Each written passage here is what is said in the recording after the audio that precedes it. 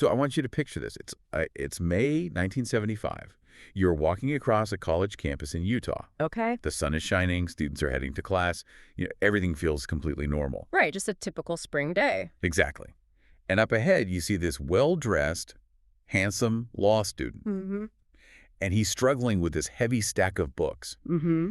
He's actually got his arm in a sling. So he smiles, he makes direct eye contact with you, and he very politely asks if you could just help him carry his things to his car. And that's the trap. Right. In that exact moment, standing on a sunny sidewalk in broad daylight, you are face to face with an unprecedented, truly terrifying evolution in American serial homicide. Mm-hmm. And, I mean, you have absolutely no idea. Because he doesn't look like a monster. I mean, it's like trying to diagnose a computer virus that is specifically programmed to mimic your system's own antivirus software, you know? It's a great way to put it. The predator in this scenario is weaponizing the very traits like education, articulate speech, outward charm, neatness that society uses as primary indicators of safety. Right, he's not lurking in an alleyway. No, not at all. He is actively exploiting the social contract right out in the open. Well, welcome to this deep dive, everyone. To really unpack this incredibly dark chapter of criminal history, we are relying on a very specific, very chilling stack of source materials today. Yes, we are. We've got declassified FBI behavioral science unit profiles, original 1975 Utah Highway Patrol arrest reports, crime scene photographs, and this is the heavy one, the unredacted transcripts of his death row interviews conducted in 1989. Those transcripts are incredibly revealing. They really are. And our mission today is to conduct a forensic and chronological analysis of Theodore Robert Bundy's final culminating attacks, specifically looking at the spring and summer of 1975. Right, so we are focusing tightly on Idaho and Utah for this timeline because what we are observing in these specific months is really the total unraveling of a highly organized offender. Like his mask is slipping. Exactly. We are going to watch his internal compulsions systematically override his tactical discipline. And that leads to a profound psychological decay and ultimately a massive forensic footprint. Now, I do need to be totally upfront with you listening. This deep dive will not censor the graphic realities of these crimes. It's important that we don't. Right, because understanding the exact brutal nature of his modus operandi, his MO, and the specific crime scene details, it's absolutely fundamental to understanding how this predator operated. We have to know how his pathology escalated and ultimately how he was finally stopped. Yeah. Sanitizing the violence, it just obscures the reality of the threat. And it obscures the critical evolution of forensic science that followed. I always say, if we only look at the outline of the shadow, we learn nothing about the object casting it. Oh, wow. The raw, unfiltered data from these 1975 attacks, it literally forced criminal profiling and forensic methodology to evolve. Okay, so let's set the timeline.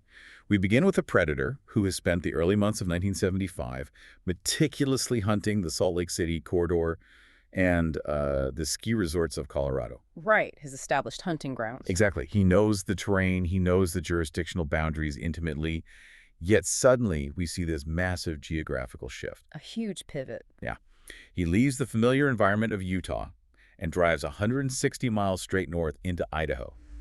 I'm trying to understand the mechanism here. Like, what internal trigger forces a calculated hunter to just abandon his territory? Well, to understand that, we have to look at the criminological concept of the tension reduction cycle in serial homicide, which, interestingly, he would later refer to in his confession simply as his madness. His madness. Yeah, it's essentially a neurochemical feedback loop.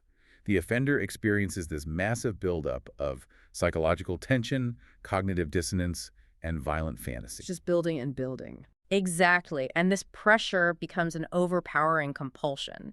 He has to kill to release the tension. But in the spring of 1975, the cooling off period, the time between his murders, it was drastically shrinking. So the pressure was building way faster than before. Much faster. And concurrently, his risk assessment capabilities were still somewhat intact at this stage. Meaning he knew the cops were closing in. Right. He recognized that the investigative heat was turning up in Utah and Colorado. Police from different towns were starting to compare notes. The Clopet sketches were circulating, right? Exactly. So the compulsion demands a release valve, but his intellect demands a blank slate. Which brings him to Interstate 15. He's driving north toward Pocatello, Idaho. This is May 5, 1975. And this isn't an accident. This is a premeditated incursion. Highly premeditated. He is driving his infamous tan 1968 Volkswagen Beetle into an environment where neither his face nor his vehicle have any history or active police scrutiny. Right, because Pocatello represents a totally uncompromised hunting ground. But what is critical to observe is his behavior upon arrival the following morning, May 6. Okay, what does he do? He doesn't invent a new strategy.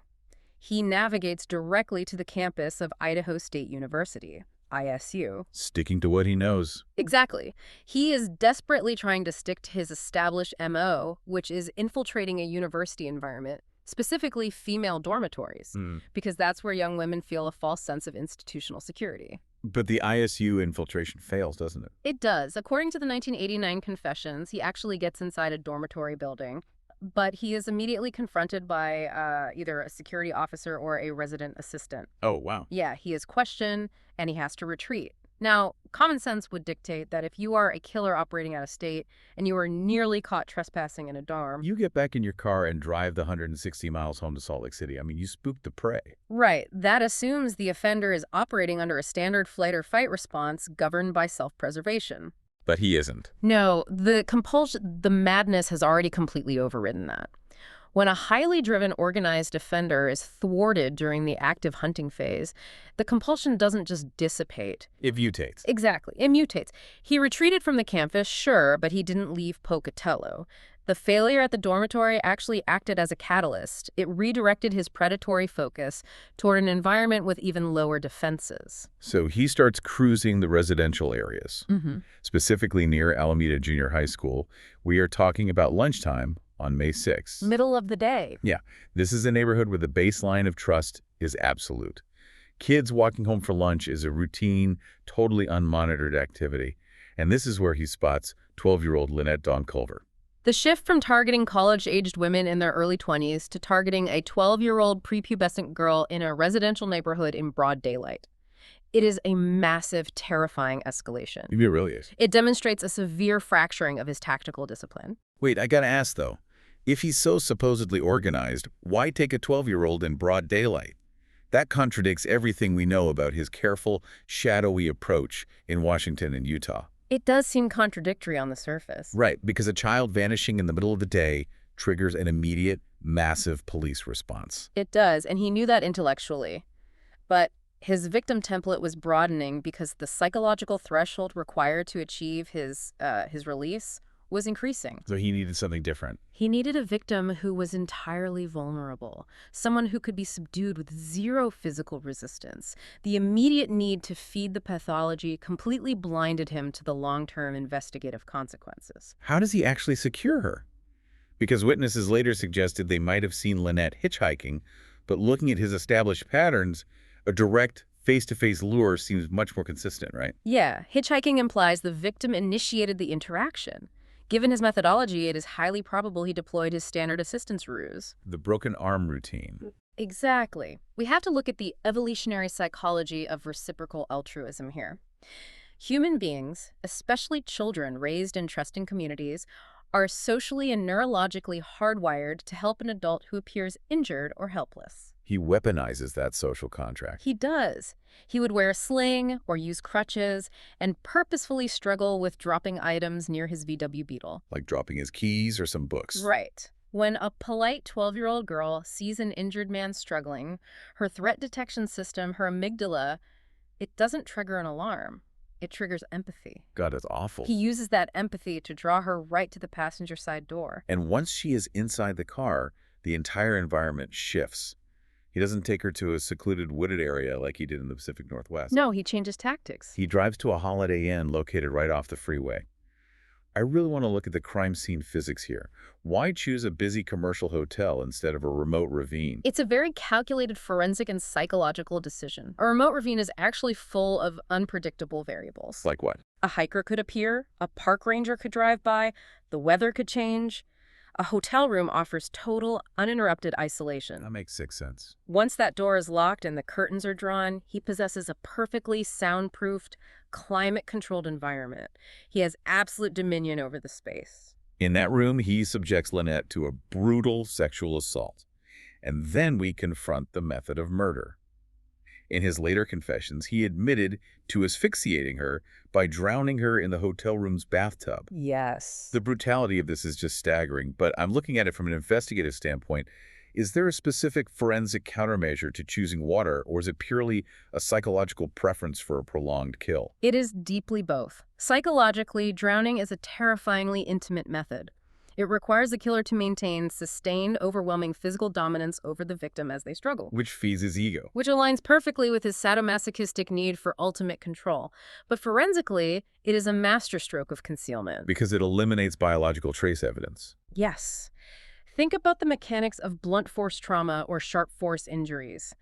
Bludgeoning or stabbing someone in a small, enclosed hotel room would create a massive biological footprint. Blood everywhere. You would have high-velocity blood spatter on the walls, cast-off patterns on the ceiling, deep saturation of the porous hotel carpets.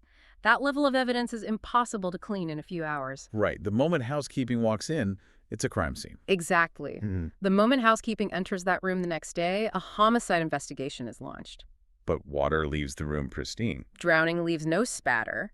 He could drain the tub, wrap the remains, wipe down the porcelain to remove latent fingerprints, and just walk out the door. Like nothing happened. To the hotel staff, it merely looked like a guest had taken a bath and checked out. He bought himself days, if not weeks, of a head start because he prevented the immediate establishment of a crime scene. So he leaves the Holiday Inn. Now he has the logistical nightmare of disposing of the remains before making the long drive back to Salt Lake City. Right, the transport phase. He drives 15 to 20 miles north of Pocatello. In the 1989 interviews, he detailed his geographic profiling for the disposal site. He stated he actively sought a river of significant magnitude. He estimated he needed a waterway roughly 100 yards wide. He was calculating the hydrology. He needed a current with enough kinetic energy and depth to ensure the remains would be swept away, submerged, and hidden permanently. He knew a shallow creek wouldn't cut it. A shallow creek could recede during a drought. A massive river would swallow the evidence whole. And the forensic geography of that specific area points definitively to the Snake River. Yes. The Snake River in May is swollen with spring runoff. The water is freezing, the current is incredibly powerful, and the depth is significant. It perfectly matches his criteria. And it worked. Tragically, his calculation was flawlessly brutal. Despite massive coordinated search efforts by the Pocatello Police Department, utilizing divers and dragging operations, especially during the spring thaws of subsequent years, Lynette Culver's remains have never been recovered. Never. The river's hydrology protected him. Now, regarding those 1989 death row confessions, because, serial killers are notorious for taking credit for unsolved cases to inflate their ego, right, or to delay execution. Oh, absolutely. It's a common stalling tactic. So how did investigators know he wasn't just reading about a missing girl from Idaho and claiming it as his own?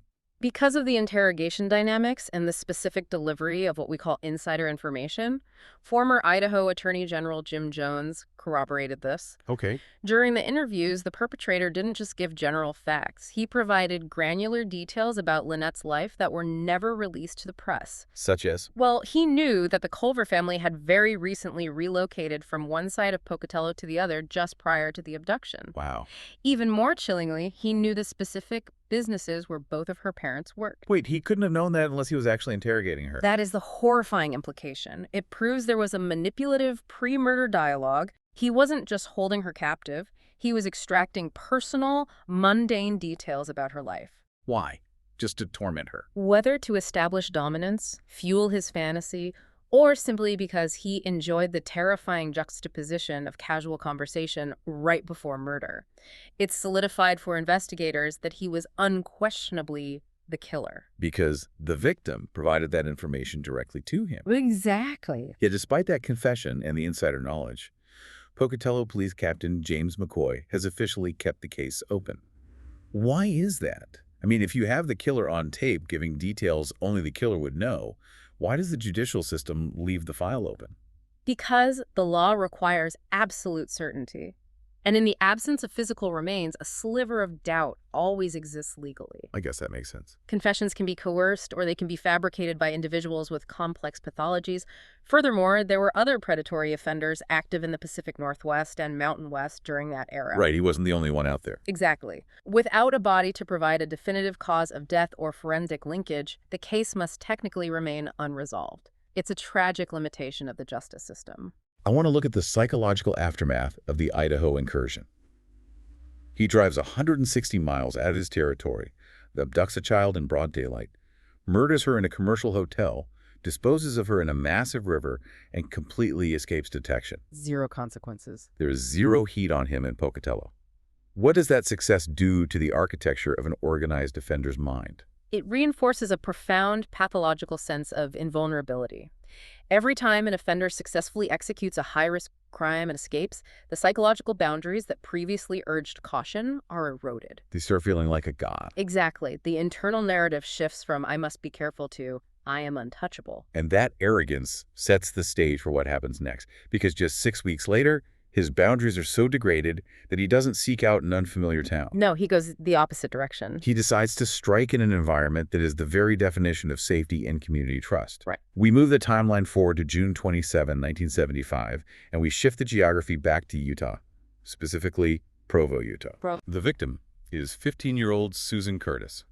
She is 5'7", roughly 120 pounds, and she is attending the Bountiful Orchard Youth Conference on the campus of Brigham Young University, BYU. The setting is crucial here. We have to establish the sociology of this setting. BYU in 1975 wasn't just a college campus, it was an epicenter of high moral standards, faith, and mutual support. The baseline of community trust at BYU was astronomical. The students and the teenagers attending this youth conference shared a collective belief that they were in a sanctuary. Like nothing bad could happen there. The concept of stranger danger was almost non-existent within the confines of that campus. People looked out for each other. Which made it an absolute all-you-can-eat buffet for a predator who utilizes a charming persona. I mean, if you ask a stranger for help in a dark parking garage, their guard immediately goes up. Of course. But if you ask a youth conference attendee for help on the BYU campus, their immediate, unquestioned reflex is altruism. He was weaponizing their faith and their community values against them. He understood that context perfectly. He didn't have to overcome their defenses. The environment had already lowered them for him. Let's examine the timeline of Susan Curtis's disappearance, because the temporal window is incredibly narrow. It happens with terrifying efficiency. Very fast. Susan is attending a formal banquet at the Wilkinson Student Center on the BYU campus. The event wraps up, and she tells her friends she's just going to step back to her dormitory for a quick minute to brush her teeth. This is a walk that should have taken perhaps 5 to 10 minutes, tops. It is a heavily populated, well-lit campus. And we have a striking visual detail from the police reports that makes this even more baffling. Because she had just come from the banquet, Susan was wearing a distinctive, highly visible, full-length yellow evening gown. It's not exactly camouflage. Right.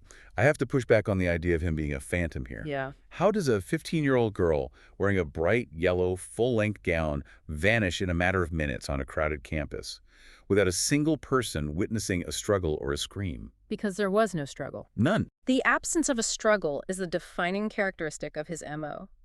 A violent snatch and grab of a girl in a bright yellow dress would have drawn the attention of dozens of witnesses. We have to look at the crime scene clues left behind to understand the mechanics of the abduction. Like what? What did they find? Investigators later searched Susan Curtis's dorm room. They found her toothbrush resting on the counter, completely dry. The dry toothbrush is the critical timeline marker. It proves she never made it back to her room. She was intercepted in transit almost immediately after stepping out of the Wilkinson Student Center. She was intercepted, and she was stopped willingly.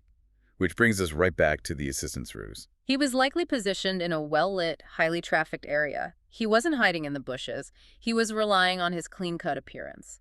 He is standing near his VW Beetle, perhaps leaning heavily on crutches, struggling to maneuver a briefcase or a stack of papers. And here comes Susan in her yellow dress. When Susan walks past, he simply asks for her help. In that environment, surrounded by her peers, she wouldn't hesitate for a microsecond. She walks with him right to the car. And the moment she leans into the passenger side to place the items on the seat, the ruse evaporates. The ruse bypasses all physical and psychological defense mechanisms. By the time the victim registers that the man is not actually injured, they are already physically trapped within the confines of the vehicle. Oh, man. And he has a weapon, usually a crowbar or an ice pick, pressed against them. The transition from polite interaction to lethal threat takes less than 3 seconds. We don't have the forensic details of the actual murder scene for Susan Curtis like we do at the Holiday Inn. Yeah. But we do have his confession regarding the disposal site. If we jump forward to that 1989 death row confession in Florida, just hours before his execution, he finally admits to taking Susan Curtis and burying her. Right. He told the investigators that he transported her remains to a location near Highway 89 near Price, Utah. Which is... This is an incredibly remote, rugged, and mountainous geographical area, but the psychological dynamic of how he delivered this confession is vital to analyze. Right, because he doesn't just hand them a map with GPS coordinates. He plays a game. He was notoriously coy and manipulative. He described the general topography of Highway 89, but then he actively taunted the investigators. What does he say? He told them that the terrain was so vast, so unforgiving, and his burial site was so well hidden that they could spend lifetimes searching the mountains and never find her. I want to pause on that detail because it represents a profound psychological insight into the mind of a serial offender clinging to the very last vestiges of power. It's all about control. The man is literally hours away from the electric chair. Yeah. His life is definitively over. But by giving a vague geographical location and intentionally forcing law enforcement into a massive, frustrating wild goose chase, he is still attempting to control them. He is still pulling the strings from death row. It is the ultimate manifestation of his narcissism and his need for dominance. Giving up the exact landmarks would be an admission of total defeat. It would be a surrender. So he keeps the secret. By withholding the specific coordinates, he maintained a sense of superiority over the investigators. He possessed knowledge they desperately wanted, and he was taking it to the grave. He reportedly found the prospect of search and rescue teams combing the wilderness, endlessly looking for his hidden prize, to be highly gratifying. And the teams did search. Carbon County Search and Rescue launched extensive operations along the Highway 89 corridor in January 1989, battling brutal winter conditions, based entirely on his vague hints. They gave it everything they had. They used dogs, they used grid searches, but they found absolutely nothing. No human remains, no torn clothing, no forensic trace. To this day, Susan Curtis remains classified as an endangered missing person. His manipulation was successful. He retained absolute ownership of her location. Let's summarize the sheer devastation of this 6-week period. He abducts and murders a 12-year-old child in broad daylight in Idaho, and then a 15-year-old girl from a highly trusted youth conference in Utah. This represents a violent pivot in his crimes. What is the psychological evolution happening here? We are watching the architecture of an organized killer warp in real time.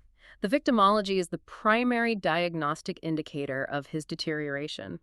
If we examine the police reports from his attacks in the Pacific Northwest in 1974, his victims were almost exclusively independent college students in their late teens or early 20s. Right, young adults. They fit a very specific, narrow physical profile. The shift down to a 12-year-old and a 15-year-old represents a terrifying broadening of his victim template. It's a severe escalation in his pathology. It suggests a physiological and psychological tolerance was building. The thrill, or the neurochemical payoff he received from hunting his standard demographic, was no longer sufficient to satiate his compulsions. He needed more. He required victims who were smaller, younger, and entirely easily subdued. This points directly to a rapid escalation in his sexual sadism and an overpowering pathological need for uncontested dominance. You couldn't risk a fair fight. He couldn't risk a victim who might fight back. He needed absolute submission. And this ties directly into the darkest, most disturbing aspect of his pathology, the stark dichotomy of his existence during the summer of 1975. Yes. He was living a fully realized double life. He possessed the psychopathic ability to completely compartmentalize his behavior. Dr. Jekyll and Mr. Hyde. Exactly. During the day, he was maintaining the polished, articulate facade of a law student navigating Salt Lake City society. He went to class, he socialized, he maintained relationships, he appeared entirely functional. At night. But beneath that veneer, he was engaging in horrific acts of sexual violence, murder, and crucially, necrophilia. I want to examine the mechanics of that post-mortem behavior because it fundamentally alters how we understand his motives. Based on the FBI profiles and his later admissions, The murder itself wasn't the final objective. No, it wasn't. The killing was almost a logistical necessity to achieve what he really wanted, which was persistent, absolute ownership. Exactly. The FBI Behavioral Science Unit noted his pattern of frequently revisiting the primary and secondary dump sites in the rugged canyons of the Mountain West. He could go back. He wouldn't just dispose of the remains and flee, he would return to the corpses, sometimes days or even weeks later.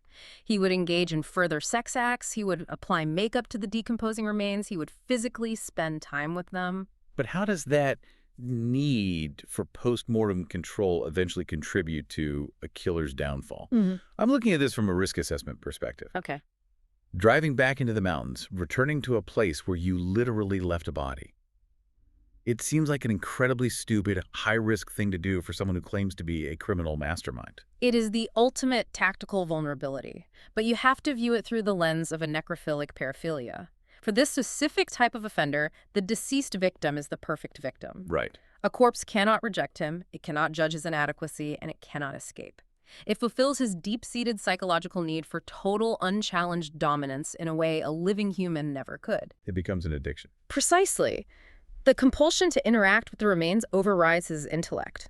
The need to visit the sites completely blinds him to the immense tactical risks he is accumulating. He's leaving tire tracks, footprints. He is repeatedly driving a highly recognizable tan VW Beetle back into remote areas that might be under police surveillance or frequented by hunters and hikers. His arrogance, fueled by this dark addiction, begins to dismantle his self-preservation instincts. And that blinding arrogance, that reckless, risk-taking behavior reaches its absolute peak in the late summer of 1975. The careful discipline of the Pacific Northwest is entirely gone. And the fascinating historical reality is that it wasn't a massive multi-state FBI task force that initially broke this case wide open. It rarely is. Right, the feds didn't swoop in with helicopters and wiretaps. No, the initial breakthrough that toppled the most prolific serial killer of the era was remarkably, almost mundanely localized. It was a single observant local cop doing his job on a quiet suburban street, which brings us to the pivotal turning point of the entire investigation, August 16, 1975. Let's set the parameters of this encounter carefully. It is 2:30 in the morning. The location is Granger, Utah, which is a very quiet working-class suburb of Salt Lake City. Okay. Utah Highway Patrol Sergeant Bob Hayward is on routine patrol, navigating the residential neighborhoods. It's the dead of night. The streets are empty. And then Sergeant Hayward spots a visual anomaly. He sees a tan Volkswagen Beetle cruising slowly through the residential streets, but his headlights are completely turned off. In the context of suburban patrol, driving without headlights at 2:30 a.m. is an immediate glaring red flag. Obviously. It strongly suggests to a patrol officer that the driver is casing the neighborhood for a burglary, looking for a target of opportunity, or attempting to avoid detection while fleeing a localized crime scene. Sergeant Hayward doesn't know he's looking at a serial killer. He just knows he's looking at suspicious behavior. So he decides to initiate a standard traffic stop. He flips on his overhead lights. And this is where the highly educated law student makes a massive, fateful, amateur mistake. He runs. It is the single tactical error that unravels his entire meticulously constructed life. When Hayward signals him to pull over, the driver Bundy panics. If he had just pulled over immediately. If he had retained his composure, he could have pulled over, rolled down the window, and used his articulate, clean-cut persona to explain away the headlights. Sorry, officer, I'm just a law student. I was looking for a friend's house and forgot to pull the headlight switch. He probably would have just gotten a warning. He might have gotten a fix-it ticket, but instead, his guilt overrides his logic. He accelerates. He tries to flee through the suburban streets, leading Sergeant Hayward on a pursuit. Legally, how does that pursuit change the entire dynamic of the interaction? If he just pulled over, Hayward wouldn't have been allowed to tear the car apart, right? That is the crux of the Fourth Amendment implications here. It's all about the constitutional standard of probable cause. A broken headlight or driving without lights is a simple traffic infraction. It does not automatically grant an officer the right to conduct a full invasive search of the vehicle's interior or trunk without consent or a warrant. However, the moment the suspect actively fled from a marked police vehicle, he committed a crime in progress evading law enforcement. So that opens the door. That act of flight provided Sergeant Hayward with the undeniable, legally bulletproof probable cause necessary to not only arrest the driver, but to conduct a thorough search of the vehicle incident to that arrest once it was stopped. So the pursuit ends. The VW Beetle pulls over at a gas station. Sergeant Hayward approaches the car. And before he even begins questioning the driver, his flashlight sweeps the interior of the vehicle, and what he sees is bizarre and chilling. Highly unusual. The front passenger seat of the Volkswagen has been completely removed. It wasn't just folded forward. The entire structural seat had been unbolted from its tracks and shoved into the back seat area. If we pull back and look at the physical mechanics of his MO, this missing seat is a glaring, terrifying piece of structural engineering. Why would a commuting law student take a wrench and unbolt the passenger seat of his economy car? To create a void, to make room. Exactly. By removing that seat, he created a massive, flat, empty space on the floorboards right next to the driver. When you consider the line-of-sight physics of a VW Beetle, a victim lying completely flat on that floorboard would be perfectly hidden below the window line. Oh, that makes sense. They would be entirely invisible to passing motorists, pedestrians, or police cruisers while he transported them from the initial abduction site to the secondary remote crime scenes in the mountains. You built a trap. He had literally, physically modified a standard commuter car into a highly efficient mobile abduction chamber. But the structural modification was only the first red flag. It's what Sergeant Hayward finds next as he begins inventorying the contents of the vehicle that completely blows the lid off the string of unsolved disappearances across the entire Mountain West. Because hidden inside that car, he finds what the FBI would later refer to as the kill kit. It was a collection of items that, if viewed individually in a garage in broad daylight, might have plausible, innocent explanations. Sure. But taken collectively, at 2:30 in the morning, inside a vehicle that just fled from the police, they paint a horrifying legal picture of premeditated violence and criminal intent. Let's list the inventory of this kill kit and look at how a detective legally transforms these items from junk in a trunk to tools of a predator. Right behind the driver's feet, Hayward finds a heavy metal crowbar. A dense blunt force instrument. While it can be argued it's a tool for changing a tire, in the context of the other items, it is an ideal weapon for bludgeoning a victim into unconsciousness from behind or for forcing entry into a locked door. He finds functional metal handcuffs. Yeah. This is where the innocent explanation defense collapses. Handcuffs are the primary tool for instantly subduing and securing a victim, ensuring they cannot strike back or escape once the initial ruse is dropped and the attack begins. Finds an ice pick. A sharp-tipped, highly concealable tool. It is devastatingly effective for close-quarters intimidation, maintaining control over a terrified victim through the threat of immediate puncture or inflicting lethal violence. And then, the most damning items, the masks. Hayward finds a knit ski mask and, even more disturbing, a pair of pantyhose that had been modified into a mask with specific eye holes meticulously cut out. These are tools explicitly designed for identity concealment. They serve no other functional purpose in an automobile. Not at all. They are meant to distort his facial features during a violent assault, guaranteeing that if a victim miraculously survived, they would be unable to provide a composite sketch to law enforcement. He also finds a box of large green plastic garbage bags, torn strips of white sheeting, and a standard pair of gloves. The forensic utility is undeniable. The gloves prevent the transfer of latent fingerprints to weapons or the victim's skin. To sheets.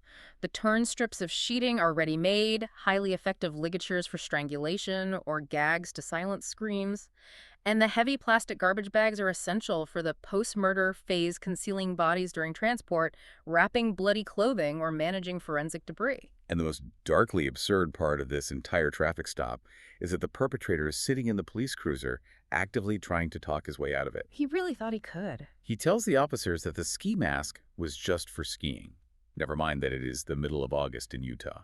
He claims he simply found the handcuffs in a dumpster and kept them as a quirky novelty item. The hubris is staggering. It is astounding how a man who prided himself on his genius intellect truly believed a veteran cop would look at a crowbar, an ice pick, handcuffs, and modified pantyhose masks in a lightless car at 3 a.m. and to say, "Oh, okay, you're just a dumpster diving ski enthusiast. Have a safe drive home." It is a textbook manifestation of psychopathic narcissism. He genuinely believed his own charm and intellect were so vastly superior to the local police that he could construct a flimsy narrative and they would simply accept it. He thought he was playing a game with amateurs. He believed he was the smartest person in any room, but the physical evidence in that vehicle was simply too overwhelming to ignore. And it didn't take long for the right investigative eyes to see that evidence. This is where Detective Jerry Thompson of the Salt Lake City Police Department enters the narrative. Detective Thompson represents the critical administrative breakthrough in this case.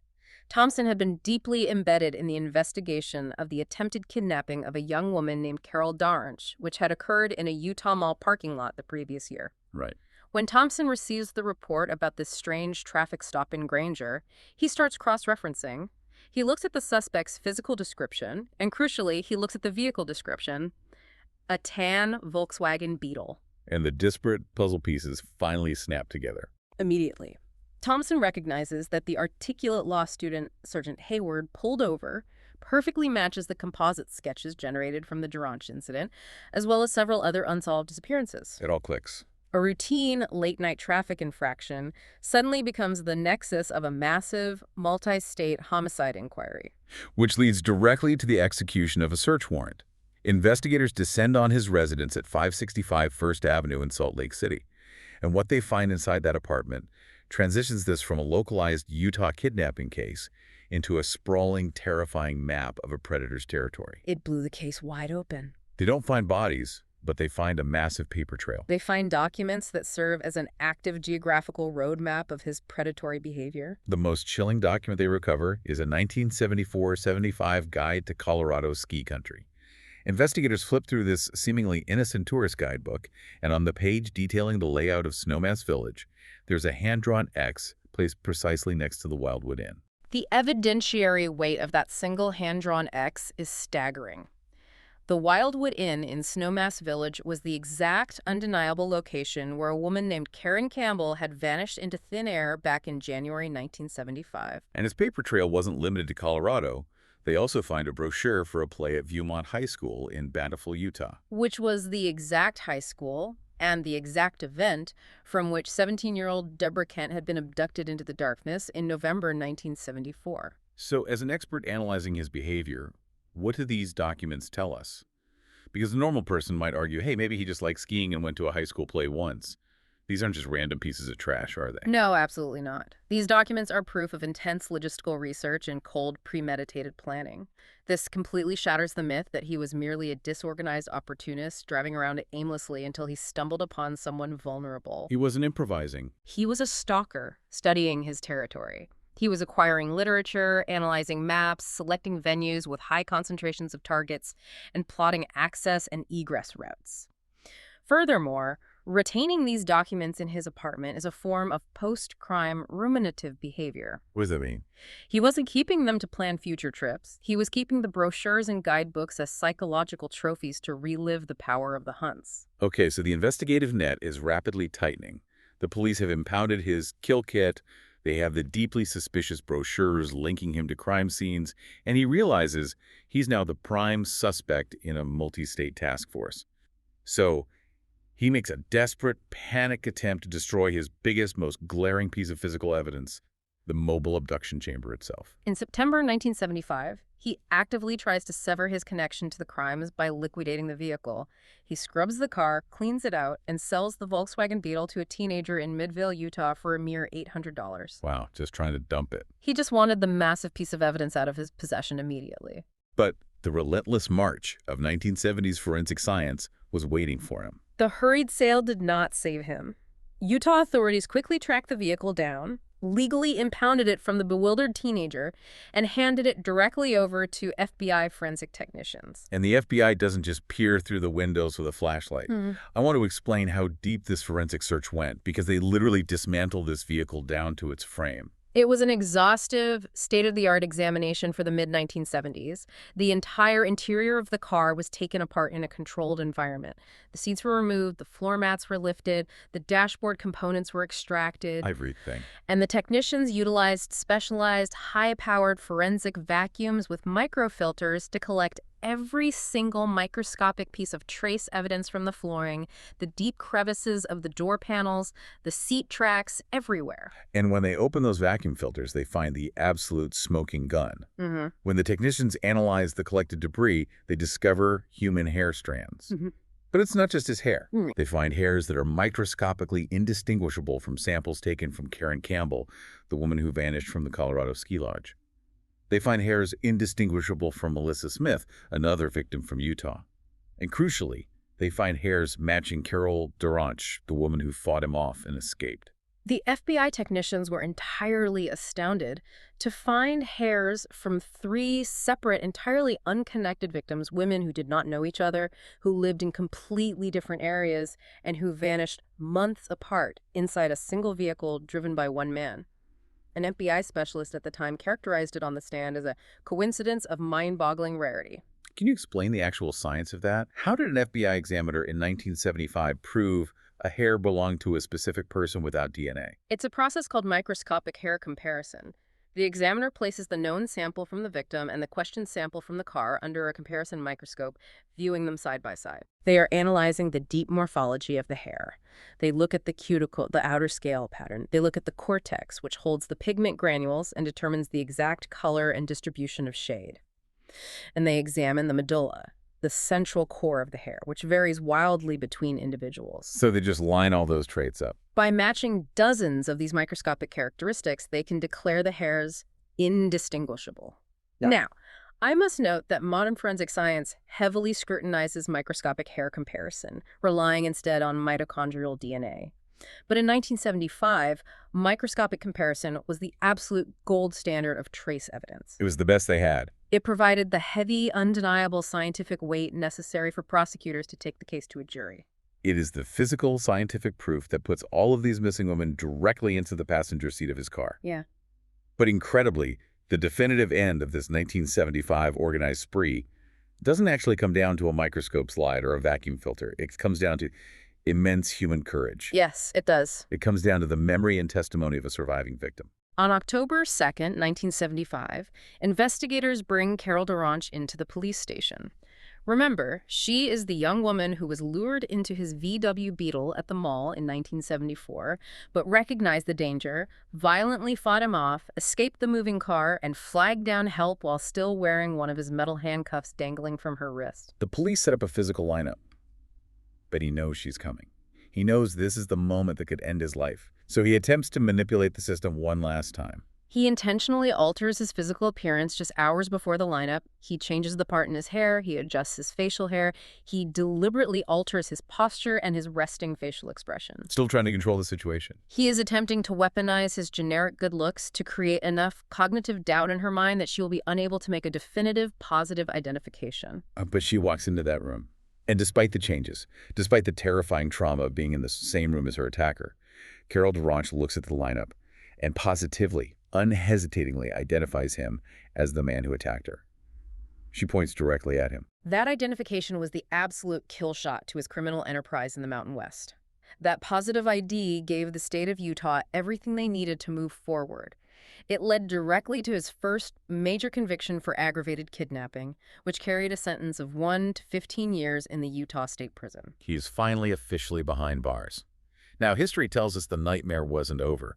We know he would later mastermind a brazen escape from a courthouse library window in Aspen, Colorado, and then escape again by sawing through a jail cell ceiling, launching a desperate, chaotic, and horrific final spree in a sorority house in Florida in 1978. Right, the Florida chapter. But the calculated, structured, organized predator of 1975, the arrogant law student hunting with absolute impunity across state lines, that specific iteration of the monster was effectively finished the moment Carol Duranch pointed her finger at him. His organized structure was permanently, irreparably dismantled. He lost his mobile abduction chamber, his apartment full of maps, his anonymity, and his freedom to roam the highways at will. So as we wrap up this deep dive into the 1975 timeline, we have to look at the legacy. What did law enforcement actually learn from this absolute nightmare? How did this case change police work? The most vital paradigm-shifting lesson was exposing the deadly reality of linkage blindness. Let's explain that term, linkage blindness. It refers to the systemic logistical inability of different police jurisdictions to connect the dots on serial pattern crimes. You have to picture a 1970s police precinct. It's run on paper files, Rolodexes, and teletype machines. No computers. None. Yeah. If a girl went missing in Seattle, Washington, a detective in Salt Lake City, Utah, had virtually no mechanism for easily knowing about it. The databases were in their infancy and largely tracked stolen cars, not missing persons. Wow. This predator inherently understood that. He actively, strategically exploited the state lines. He knew that by driving from Washington to Utah to Colorado to Idaho, he was legally and administratively resetting the investigative clock every single time. Because the cops in Pocatello weren't talking to the cops in Provo. They had no reason to. Precisely. The eventual success of this massive investigation ultimately relied on the manual, agonizingly laborious sharing of evidence. Detectives literally had to pick up landline phones and cold call other states, mail physical composite sketches through the Postal Service, and fly across the country to sit in rooms and compare paper notes. That sounds incredibly frustrating. The sheer, overwhelming frustration of that fragmented process became a foundational catalyst for change. The tragedies of 1975 directly accelerated the federal funding and creation of centralized national databases for missing persons and violent offenders. And it fundamentally changed the way the FBI understood the psychology of these killers. Absolutely. The multi-state conferences held by frustrated investigators, which the press often dubbed the Bundy Summits, and the raw data gathered from his 1989 death row confessions provided the nascent behavioral science unit at the FBI with core foundational data. That's fascinating. It helped them build the modern psychological profile of the organized serial killer. It taught them how these offenders compartmentalize their lives, how they deploy social ruses, and how they utilize geography as a weapon. But as much as we analyze the FBI profiling, the forensic vacuums, and the investigative legacy, we absolutely must bring the focus back to the reality of the victims. Oh. To Lynette John Culver, walking home for lunch in a neighborhood she trusted. To Susan Curtis, stepping out of a banquet in a yellow gown surrounded by her friends. Yes. Their remains are still hidden somewhere out there, somewhere in the deep freezing currents of the Snake River, and somewhere in the vast rugged terrain off Highway 89. They remain a silent, tragic testament to the devastating reality of this 1975 spree. They're the ultimate unacceptable human cost of the time it took for our justice system to learn how to identify and catch a monster hiding in plain sight. And that leaves us with a final thought to ponder. Something for you to sit with long after this deep dive ends. Today, we live in an era of massive technological surveillance. If an offender crosses a state line, their license plate is instantly scanned by toll booth cameras. Their fingerprints and DNA are matched across national databases in seconds. Jurisdictions communicate in real time via digital networks. We take that for granted. We really do take that cross-state police communication and that safety net entirely for granted. But the realization that this modern digital shield was literally built on the blood and tragedies of the 1970s raises a truly haunting question. Before we had these national databases to cure linkage blindness, how many other highly mobile, articulate predators operated across the American highway system, completely invisible, simply because they knew to cross a state line before the sun came up? It makes you wonder how many broken systems were never fixed and who slipped through them. Thank you for joining us on this deep dive into the shadows of 1975. Stay curious, look out for one another, and keep questioning the world around you.